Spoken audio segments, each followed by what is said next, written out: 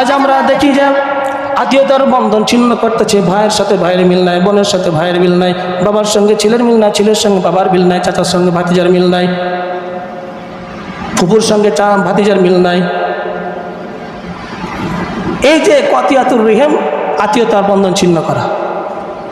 একটু সামান্য মাটির জন্য, 2 হাত মাটির জন্য, 1 বিঘা মাটির জন্য আত্মীয়তার সম্পর্ক ছিন্ন হয়ে গেছে। এই জন্য বরকত নষ্ট হয়ে গেছে। নবী কারীম সাল্লাল্লাহু আলাইহি ওয়াসাল্লাম লা ইয়াদখুলুল জান্নাতা ওয়াতি, আত্মীয়তা ছিন্নকারী কখনো জান্নাতে প্রবেশ করবে না। আত্মীয়তা ছিন্নকারী কখনো কোথায় যাবে না? জান্নাতে প্রবেশ করবে না। এই জন্য এই যে আত্মীয়তার বন্ধন ঠিক রাখতে হবে। আপনি আত্মীয়তার বন্ধন ঠিক রাখবেন, আল্লাহ রাব্বুল আলামিন আপনার কামাই বরকত দান করবে। 3 নম্বর, উকুকুল ওয়ালিদাইন, পিতামাতার অবাধ্য আচরণ করা যাবে না। পিতামাতার সঙ্গে ভালো আচরণ করতে হবে। খালি আজকে পিতামাতারই কথা চলে আসছে, পিতামাতার সঙ্গে ভালো আচরণ করতে